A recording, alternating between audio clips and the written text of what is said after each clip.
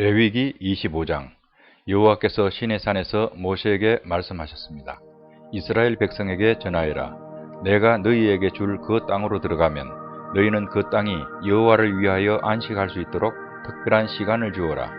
6년 동안은 땅에 씨를 뿌려도 좋고 포도밭을 가꾸어 열매를 거두어도 좋다. 그러나 7년째 되는 해에는 땅을 쉬게 하여라. 그 해는 여호와를 위해 쉬는 해이니 너희는 땅에 씨를 뿌리거나 포도원을 가꾸는 일을 하지 마라. 너희는 추수하다가 땅에 떨어져 저절로 자란 것은 거두지 마라. 너희가 가꾸지 않은 포도밭에서 자란 포도도 따지 마라. 이것은 땅이 1년 동안 쉬는 해이기 때문이다. 땅이 쉬는 해에는 땅이 너희에게 먹을 것을 낼 것이다. 너희 남자나 여자나 종이나 품꾼이나 너희 땅에 사는 외국인에게 땅에서 나는 것은 무엇이든 먹게 하여라.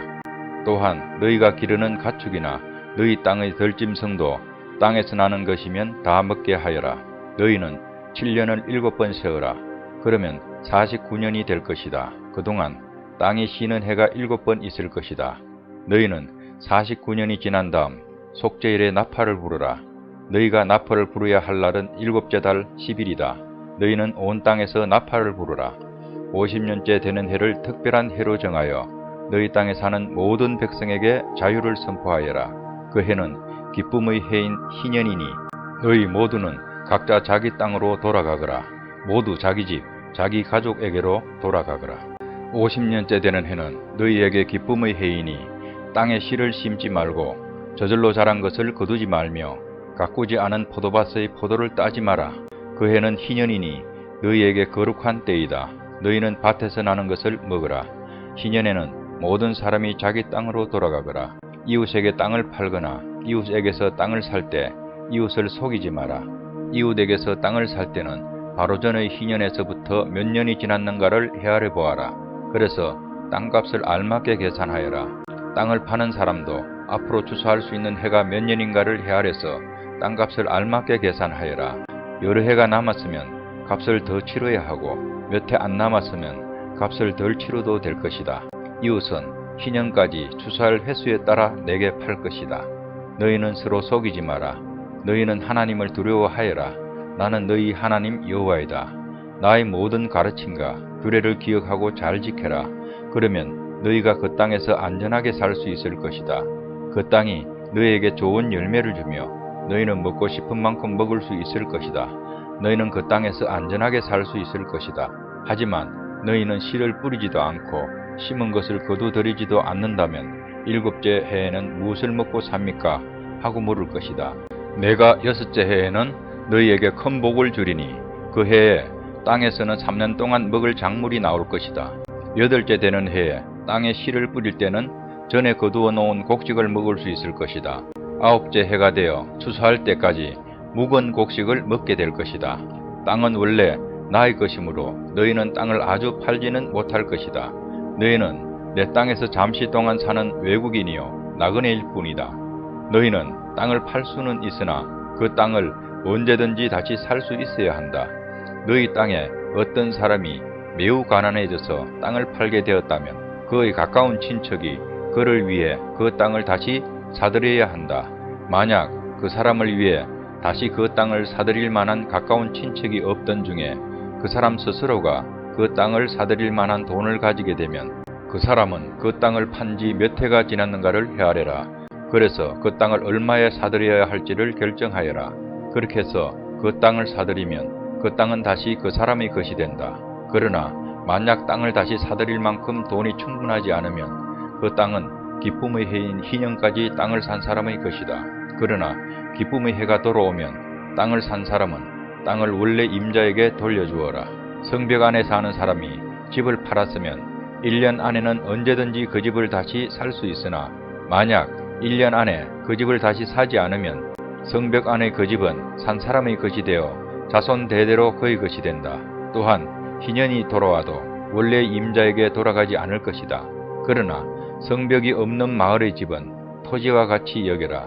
그런 집은 다시 사들일 수 있으니 희년이 돌아오면 그런 집은 원래 임자에게 돌려주어라. 레위 사람은 성벽 안에 있는 집이라도 언제든지 자기 집을 다시 살 수 있다. 레위 사람에게서 집을 샀다 하더라도 레위 사람들의 성 안에 있는 그 집은 희년이 돌아오면 다시 레위 사람들의 것이 될 것이다. 레위 사람들의 성 안에 있는 집은 레위 사람들의 것이기 때문이다. 그런 성은 이스라엘 백성이 레위 사람들에게 준 성이다. 레위 사람들의 성둘레에 있는 밭과 들판도 팔 수 없으니 그 들판은 영원히 레위 사람의 것이다. 내 동족 가운데 너무 가난해서 혼자 힘으로는 살아가기 어려운 사람이 있거든 너희는 나그네나 외국인을 돕듯이 그를 도와 너와 함께 살 수 있도록 하여라. 그에게 돈을 빌려줄 때는 이자를 받거나 이익을 얻으려 하지 마라. 내 하나님을 두려워하여라. 그 가난한 사람이 너와 함께 살 수 있도록 하여라. 그에게 이자를 받을 생각을 하고 돈을 빌려주지 마라. 그에게 이익을 바라고 먹을 것을 줘서도 안 된다. 나는 너희를 이집트 땅에서 인도해낸 너희 하나님 여호와이다. 내가 너희를 인도해낸 것은 너희에게 가나안 땅을 주고 너희 하나님이 되기 위함이다. 내 동족 가운데 너무 가난해서 자기 몸을 종으로 팔려고 하는 사람이 있더라도 너는 그를 종 부리듯 하지 마라. 너는 그들을 품꾼이나 나그네처럼 여겨서 기쁨의 해인 희년이 돌아올 때까지 너와 함께 살 수 있도록 하여라. 기쁨의 해가 돌아오면 그를 돌려보내라. 그가 자기 자녀를 데리고 자기 가족이 있는 조상의 땅으로 돌아가게 하여라. 내가 이스라엘 백성을 이집트에서 인도해냈으니 그들은 나의 종이다. 그러므로 그들을 종으로 여겨 팔아서는 안 된다. 너는 그 사람을 고되게 부리지 마라. 너는 내 하나님을 두려워하여라. 남종이나 여종을 두고 싶으면 내 둘레에 있는 다른 나라 중에서 사오너라.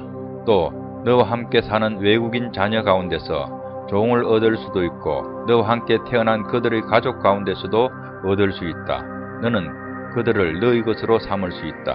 너는 그런 외국인 종을 내 자손에게 물려줄 수도 있고 너는 그들을 영원히 종으로 삼을 수도 있다. 그러나 너희 형제인 이스라엘 백성들끼리 서로 고되게 부리지 마라. 너와 함께 사는 외국인이나 나그네가 부자가 되었다고 하자. 그리고 너희 동족 가운데 한 사람이 가난하게 되었다고 하자. 그 가난하게 된 사람이 너와 함께 사는 외국인에게 종으로 팔렸거나 아니면 그 외국인의 가족 가운데 다른 사람에게 팔렸다고 하자. 이때 그 가난한 사람은 팔린 후에도 그 몸값만 지불하면 자유의 몸이 될 권리가 있다. 그의 가까운 친척 중 한 사람이 그를 다시 살 수도 있고 삼촌이나 사촌이 다시 살 수도 있다. 누구든지 그의 가까운 친척 가운데 한 사람이 그를 다시 살 수도 있고 아니면 그가 스스로 돈을 벌어 값을 치르고 자유의 몸이 될 수 있다. 값을 치를 때는 그 사람이 외국인에게서 자기 몸을 판 해로부터 시작해서 돌아올 희년까지 횟수를 헤아려 값을 계산하여라. 이는 그가 그 횟수만큼만 종으로 일할 것이기 때문이다. 기쁨의 해까지 아직 많은 횟수가 남아있다면 그만큼 값도 많이 치러야 하고 횟수가 얼마 남지 않았다면 그만큼 값을 적게 치르면 된다. 그가 자기 몸을 판 동안 외국인 주인은 그를 품꾼처럼 여기고 그를 고되게 부리지 마라. 아무도 그를 다시 사지 않았다 하더라도 기쁨의 해가 돌아오면 그를 풀어주어라. 그와 그의 자녀는 자유의 몸이 될 것이다. 이는 이스라엘 백성은 내 종이기 때문이다. 그들은 내가 이집트 땅에서 인도해낸 내 종이다. 나는 너희 하나님 여호와이다.